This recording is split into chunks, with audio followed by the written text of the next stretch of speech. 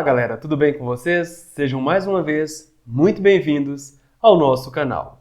Estamos aí, no volume 5 do nosso plano de estudo tutorado, material oferecido pela Secretaria de Educação do Estado de Minas Gerais.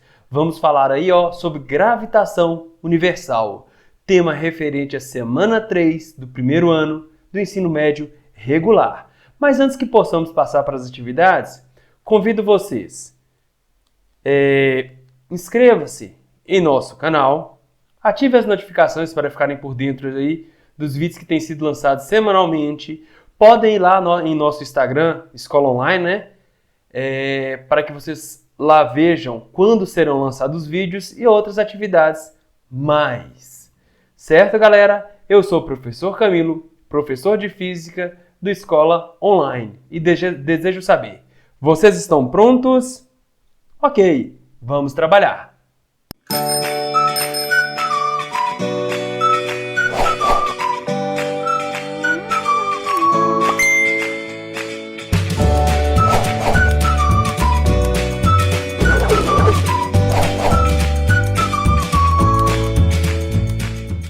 Atividade 1 aí, ela vai ser relativa à gravitação universal, então vamos primeiro aí, ter aí uma noção do que seria esse tema, gravitação universal.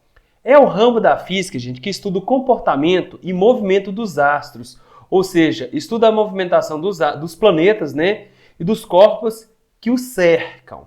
Por exemplo, aí você tem noção aí, das fases da Lua e do comportamento da Lua ao orbitar a Terra. Você tem noção do comportamento de um satélite quando é lançado aí, e fica orbitando a Terra. Noção do comportamento dos planetas orbitando em torno do Sol. Enfim, nós já temos teoria suficiente aí para ter noção desse tipo de comportamento. Mas muito antes disso, gente, desde cedo na história da humanidade, há registros de observações dos corpos celestes e seus comportamento, Antigos escritos chineses falavam de fenômenos astronômicos, como eclipses, surgimento de cometas. Eles relatavam, só que eles não explicavam. Bom, os antigos navegantes orientavam-se pelo movimento da Lua e pelas estrelas, certo? Tinha-se esse hábito, mas não tinha nada comprovado, sistematizado. Um dos primeiros modelos aí, a explicar aí o comportamento desses astros, desses corpos celestes aí, é o modelo geocêntrico, aí estudado por Cláudio Ptolomeu. É o sistema ptolomaico, certo? E o que ele dizia? Ele falava que a Terra está no centro do sistema solar e os demais astros orbitam ao redor dela. Tranquilo? Galera, Ptolomeu falou mais ou menos o seguinte, os planetas giram em órbitas concêntricas em torno da Terra. Mas um pouquinho de cuidado, tá bom? Esse sistema, não é porque ele é um sistema bem mais antigo que ele seja um sistema simples, muito pelo contrário, ele é um sistema bem complexo. Aqui nós temos o planeta tem uma órbita circular em torno de um ponto e esse ponto aqui, central aí, que é o ponto central da órbita do planeta circular, ele vai girar em torno da Terra. Seria algo mais ou menos assim, ele chama de epiciclo, esse movimento circular em torno de um ponto. E esse ponto central orbita em torno da Terra, a gente chama isso aí de linha deferente. Então, na verdade, o que se via mais ou menos é o que eles chamam de laçada. É como se fosse uma trajetória de zigue-zague, ida e volta, helicoidal, não sei. Uma coisa desse tipo. Então, não é um sistema aí, gente, é um modelo tão simples aí quanto se pensa, certo? Agora, o sistema geocêntrico ele foi muito bem aceito pela Igreja Católica, pois apresentava aspectos de passagem bíblica, Então, como eu estou trabalhando aqui a Antiguidade e a Igreja Católica detinha poder, esse tipo de sistema confirmava aí a origem divina, e a criação do mundo aí. Então, o sistema ptolomaico de Ptolomeu da Alexandria, é um sistema que afirma que os planetas e os astros orbitam em torno da Terra. Tranquilo? Bem simplesmente. Aqui tem um texto onde vocês possam se orientar. Depois aí, já na era medieval, lá muito tempo depois, quase 1.300, 1.400 anos depois, nasce aí o sistema heliocêntrico, onde o Sol estaria no centro e os astros, aí, os corpos celestes, orbitariam em trajetória circular em torno do Sol. Aí o que Nicolau Copérnico, ao enunciar esse sistema, aí, esse modelo científico, né, o que ele diz? Conforme Copérnico, a Terra e os demais planetas se movem em órbita circular ao redor de um ponto vizinho ao Sol, certo? Esse sistema copernicano, não foi muito bem aceito pela Igreja, certo? Que a Igreja aí, ele afirmava a teoria do geocentrismo. Embora esse novo modelo heliocêntrico, ele realmente foi bem aceito pelos cientistas, como Galileu Galilei, Kepler, Isaac Newton. E atualmente ele é bem aceito entre a comunidade científica. Então Nicolau Copérnico dizia o seguinte: é o Sol que está no centro do universo. Tranquilo? Eu tenho um texto aqui, para que vocês possam ler, eu tenho referência desse texto, e através dessa leitura aqui, vocês podem ter uma crítica. Tranquilo? Então vamos lá. Aí, eu vou enunciar agora duas leis de Kepler. Nós temos as 3 leis de Kepler, eu vou enunciar apenas 2. No próximo PET, eu volto com essas 3 leis e enuncio a terceira e a gente faz esse estudo. Nós vamos precisar agora só dessas 2 leis para resolver as atividades aí do PET. Primeiro, Kepler. O que Kepler enuncia na sua primeira lei? Que os planetas descrevem órbitas elípticas em torno do Sol, que ocupavam um dos focos dessa elipse. Algo mais ou menos assim, elipse seria essa curva aqui, mais achatada. O Sol ocupa um dos focos e, nesse caso, os planetas vão orbitar em trajetória elíptica em torno do Sol, onde o ponto mais próximo do Sol é chamado de periélio, que o planeta ocupa, né? E o ponto mais afastado onde o planeta ocupa em relação ao Sol é chamado de afélio. Gente, Kepler ele ficou muito chateado ao enunciar essa lei. Sim, Kepler ele tinha uma devotação religiosa católica muito grande. Ele acreditava, se Deus é perfeito, Deus criou um universo perfeito. A curva perfeita é a circunferência. Logo, os planetas devem orbitar em torno do Sol em uma trajetória circular. Só que aí, contra fatos, não há argumentos, né? Kepler conseguiu comprovar esse tipo de trajetória e ele enunciou essa lei. Mesmo que contrariado pessoalmente, ele respeitou o modelo científico. A segunda lei de Kepler é a lei das áreas. Ele fala o seguinte, imagina um planeta aqui no ponto A, o centro do planeta e uma reta que liga o centro do planeta ao centro do Sol. O segmento de reta que une o Sol, o centro do Sol e o centro do planeta vai varrer áreas iguais em intervalo de tempos iguais. Ou seja, se para sair de A e chegar até o ponto B leva-se um tempo T, uma variação de tempo T1, sendo essa área 1 igual a essa área 2, o planeta quando sai do ponto C e chega até o ponto D, o tempo para se percorrer essa distância seria o mesmo. Então, áreas iguais levam intervalos de tempos iguais para serem varridas. Essa seria a segunda lei. E ela nos traz informações interessantes. Primeiro, gente, reparem o que eu disse. Para áreas iguais, intervalos de tempo são iguais. Eu tenho 2 constantes aqui, 2 grandezas físicas constantes. Se eu dividir nessas 2 constantes, eu chego nesse K que representa a velocidade areolar do planeta. Então, essa velocidade areolar com que o planeta vai orbitando aqui, em torno da Terra, a relação da área varrida pelo tempo de movimento, ela depende do planeta, constante para cada planeta. Cuidado, eu estou falando o seguinte, que cada planeta tem uma velocidade areolar constante, mas planetas diferentes têm velocidades areolares diferentes. Então a velocidade com que eles orbitam aí, em torno do Sol depende também da distância entre o Sol e o planeta, beleza? Isso nós veremos depois. Outro ponto importantíssimo, eu disse para vocês, que a velocidade é variável ao orbitar aqui, uma trajetória elíptica em torno do Sol. O ponto mais próximo é chamado de periélio. Quanto mais próximo o planeta estiver do Sol, maior é a sua velocidade. Quanto mais afastado, menor é a sua velocidade. Certo? Então, os planetas não se movem ao redor do Sol com velocidade constante, como imaginava lá Copérnico. São mais rápidos quando estão mais próximos do Sol e mais lentos quando estão mais afastados do Sol. certo? A maior velocidade que se tem aí desenvolvida por um planeta é quando ele se encontra no periélio, que é o ponto mais próximo. A menor velocidade quando se encontra no afélio. Então perceba que quando eu saio do periélio e vou para o afélio, a velocidade escalar vai diminuindo. Quando eu saio do periélio e vou para o afélio, quanto mais próximo do Sol, a velocidade vai aumentando. Então eu tenho um movimento variado. Beleza, galera? Agora sim, podemos aí, ir para as atividades. Então vamos lá. Atividade 1. Analise as proposições a seguir como verdadeiras, V, ou falsa, F, sobre as principais características dos modelos de sistemas astronômicos. Primeiro, letra A. Será que é verdadeiro ou falso? Vamos ver.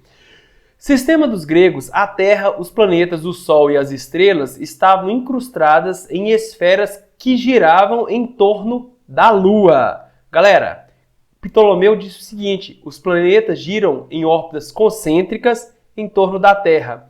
Não era em torno da Lua, e sim em torno da Terra, segundo aí Ptolomeu, né? Aí na era cristã, na antiguidade, né? Agora, o que a letra B diz? Ptolomeu supunha que a Terra encontrava-se no centro do universo. Até aí tudo bem. E os planetas moviam-se em círculos cujos centros giravam em torno da Terra. Sim, é aquele movimento que eu falei com vocês, que você tem dois movimentos relativos, né? Aí você tem o que a gente chama o movimento final de laçada e o centro lá do movimento circular do planeta. O centro lá girava fazendo uma trajetória deferente circular. Então isso aqui é verdade. Copérnico defendia a ideia de que o Sol estava em repouso no centro do sistema e que os planetas, inclusive a Terra, giravam em torno dele, em órbitas circulares. Verdade, o Sol é o centro do universo. Esse é o enunciado de Copérnico. E Kepler? Kepler defendia a ideia de que os planetas giravam em torno do Sol, descrevendo uma trajetória elíptica, ou trajetórias elípticas. E o Sol estava situado em um dos focos da elipse. Sim, isso aí representa a primeira lei de Kepler, certo? Então, os planetas descrevem órbitas elípticas em torno do Sol, que ocupa um dos focos dessa elipse. Está aí a nossa primeira atividade. Vamos para a atividade 2, galera? Pois bem, marque a alternativa correta a respeito do modelo astronômico proposto por Cláudio Ptolomeu. O que Ptolomeu disse? Os planetas giram em órbitas concêntricas em torno da Terra. Vamos lá, vamos ver a letra A. O modelo ptolomaico propunha que o Sol girava ao redor da Terra e todos os outros planetas giravam ao redor do Sol? Não, não era ao redor do Sol, né? Inclusive o Sol girava ao redor da Terra e os outros planetas também giravam ao redor da Terra. Então isso não é verdade. Nicolau Copérnico, no século XVI, propôs que a Terra era o centro do sistema planetário, proposta que era contrária à de Ptolomeu. Ao contrário, né, gente? Copérnico propunha que o Sol era o centro do sistema solar e Copérnico que propunha que a Terra era o centro do sistema solar. Então isso aqui também é falso. Letra C. O sistema planetário proposto por Ptolomeu trazia a ideia de que a Terra era o centro do universo e os demais astros giravam ao seu redor. Sim, letra C está correta. Letra D, vamos ver o que está errado nela? A proposta de Ptolomeu era de um universo simples. Não, gente, não era simples não, tá? Como eu falei para você, era um modelo bem aí sofisticado, tá? Por isso, o Sol deveria ser o centro e os demais planetas girariam ao seu redor. Não era um modelo simples, não. E outra coisa, ele propunha que a Terra era o centro, né? A Terra seria o centro aí do universo. Tá bom. O modelo planetário proposto por Ptolomeu não foi aceito por muito tempo.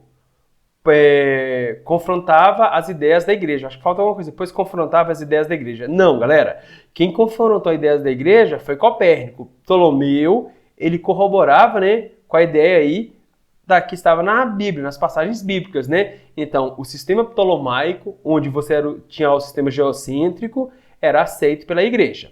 Tranquilo, galera? Vamos para a atividade 3. Marque a alternativa que descreve melhor a ideia principal do modelo de Copérnico. Copérnico, vamos lá. É o modelo heliocêntrico. A Terra está em rotação e, juntamente com outros planetas, executa o movimento de revolução em torno do Sol estacionário. Sim, certo? O Sol é o centro do universo e a Terra e os demais planetas se movem em órbita circular ao redor de um ponto vizinho. certo? Letra B. A Terra descreve um elipse ao girar em torno do Sol? Não. Quem propôs isso foi quem? Foi Kepler, né? Então essa aqui não é a proposta de Copérnico, não. A Terra não está em rotação, mas gira em torno do Sol em órbita circular. Não, galera. A Terra está em rotação e Copérnico já mostrava que isso justificava aí a existência de dias e noites, né? Devido ao movimento de rotação da Terra em torno do seu próprio eixo, além do movimento de translação em torno do Sol. O Sol está em rotação e gira em torno da Terra? Não foi isso que Copérnico disse. Então a resposta aí, galera, ó, letra A, certo? Essa é a resposta aí da atividade. Vamos lá para a atividade 4. Adotando o Sol como referencial, aponte a alternativa que condiz com a primeira lei de Kepler, da gravitação universal. O que diz a primeira lei, gente? A primeira lei diz o quê? Que as órbitas planetárias são elípticas, com o Sol ocupando um dos centros da elipse. Isso que diz a primeira lei de Kepler. Galera, uma circunferência, isso é um caso particular de uma elipse. Então nós podemos aí trazer a trajetória para uma trajetória circular para que possamos aí ter maior noção dos cálculos a serem feitos. É o que nós vamos fazer no próximo PET, certo? Mas aí, o fato é que Kepler, ele descobre, né, que os planetas estavam se movimentando em trajetória elíptica em torno do Sol. Como eu disse para você, isso contrariava, certo, a crença e a religiosidade de Kepler, mas ele aceitou por se tratar de um modelo. Gente, um modelo é algo estudado, você usa metodologia científica, você observa um fato, em cima da observação daquele fato, você cria hipóteses. O que são hipóteses? São afirmações ainda não comprovadas de um determinado fato, de um determinado problema. Aí você começa a levantar investigações, por exemplo, fazer experiências controladas, estudos de caso, para que você possa chegar a uma afirmação comprovada, certa, correta, científica, sobre aquele fato observado. Aí você pode defender uma tese. O que não quer dizer que sua tese pode estar equivocada, ela pode estar equivocada, mas se você consegue convencer a comunidade científica que aquilo é verdade, você consegue defender uma tese. Se sua tese, por exemplo, é confirmada por vários e vários cientistas e ela é aceita, ela pode virar uma lei, como as leis de Newton, ou uma teoria da relatividade, ou um modelo padrão, padronizado. Então, vários fenômenos seguem aquele modelo, aquele padrão. Então, isso aqui é que enuncia aí a primeira lei de Kepler. Os planetas orbitam em trajetória elíptica em torno do Sol, e esse Sol aí ocupa um dos focos da elipse. Tranquilo, galera? Podemos ir para a atividade 5? Vamos lá para a atividade 5. Ó. A segunda lei de Kepler permite concluir que um planeta possui... O que diz a segunda lei de Kepler, galera? Vamos lá. Eu tenho aqui, ó, trajetória elíptica em torno do Sol. Primeira lei. Periélio, ponto próximo, afélio, ponto mais afastado do Sol. Diz o seguinte, que a reta que une o centro do planeta orbitante ao centro do Sol varrerá áreas iguais se os intervalos de tempo de movimento são iguais, certo? Então, como eu disse para vocês, a velocidade de movimento aqui, ó, de translação, ela não é constante, ela é variável. Quanto mais próximo estiver do Sol, maior a velocidade.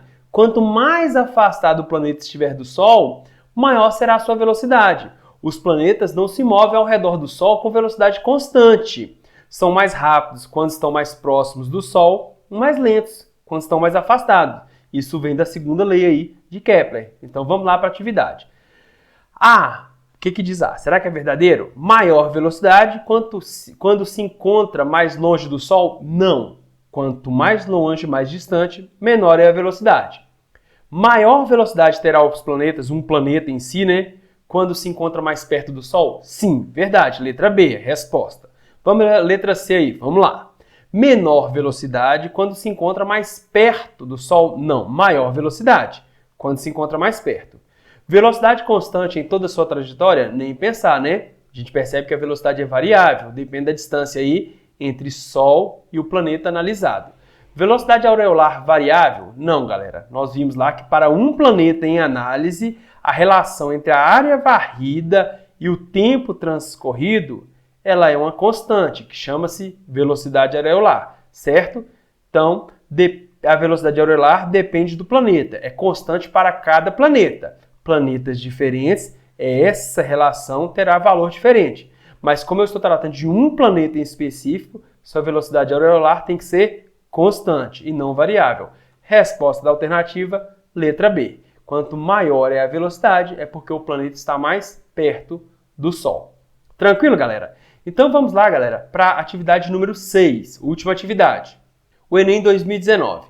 O texto vai nos ajudar bastante na solução aqui da atividade, viu? Na linha de tradição antiga, o astrônomo grego Ptolomeu, entre 100 e 170 d.C., afirmou a tese do geocentrismo, segundo a qual a Terra seria o centro do universo, sendo que o Sol, a Lua e os planetas girariam em seu redor em órbitas circulares. A teoria de Ptolomeu resolvia de modo razoável os problemas astronômicos da sua época. Vários séculos mais tarde, o clérigo e astrônomo polonês Nicolau Copérnico, ao encontrar inexatidões na teoria de Ptolomeu, formulou a teoria do heliocentrismo, segundo a qual o Sol deveria ser considerado o centro do universo, com a Terra, a Lua e os planetas girando circularmente em torno dele. Tudo bem. Por fim, o astrônomo e matemático alemão Kepler, depois de estudar o planeta Marte por cerca de 30 anos, verificou que a sua órbita era elíptica. Esse resultado generalizou-se para os demais planetas. A respeito dos estudiosos citados no texto, é correto afirmar que... Vamos lá. Letra A. Ptolomeu apresentou as ideias mais valiosas por serem as mais antigas e tradicionais?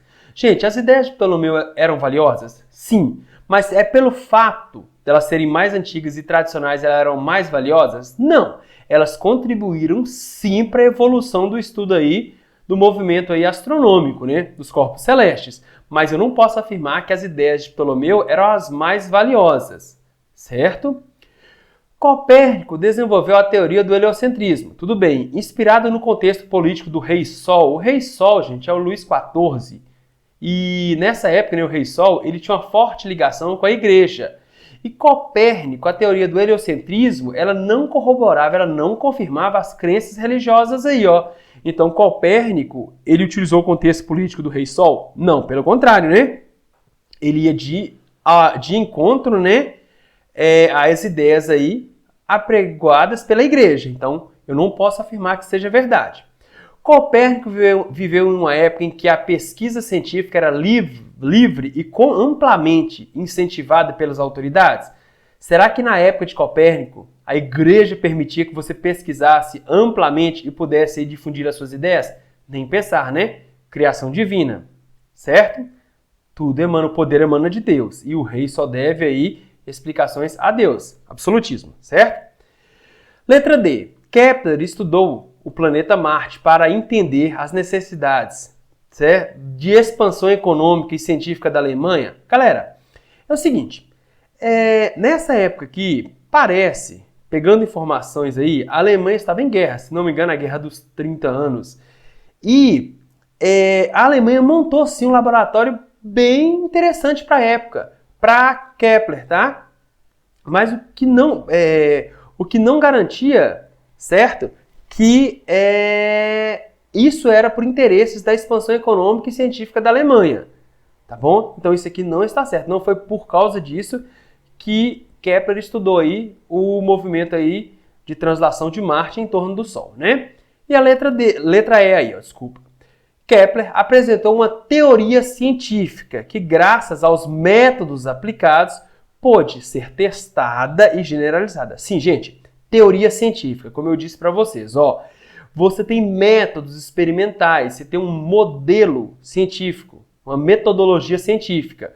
Observa-se um problema, através desse problema você começa a levantar soluções, hipóteses, que ainda não estão sendo comprovadas. Como você vai comprovar suas hipóteses? Com estudo, com experimentos, com observações, com cálculos. Então, através de métodos a serem seguidos aí, ó, o Kepler conseguiu enunciar a sua tese. Essa tese aí, ela é generalizada, ela é confirmada, aceita por vários cientistas e acaba virando uma teoria, certo? Então, o modelo atômico de Kepler, realmente ele pode ser testado e generalizado. Hoje nós baseamos, como eu disse, né, por exemplo, a trajetória aí de um satélite orbitando aí a Terra através desses modelos atômicos. Desse modelo, desculpa, que atômico? Modelo astronômico, tá? Tranquilo, então resposta letra E. Galera, chegamos ao final aí, ó, de mais uma semana. Primeiro, agradeço a interação de vocês com a Escola Online. Nós estamos muito felizes por esse contato aí. Se o vídeo foi útil, deixa aquela curtida para nos ajudar. Tudo bem? Nos vemos na semana 4. Gente, eu sou o professor Camilo, professor de Física do Escola Online e espero vocês na próxima aula. Bye, bye!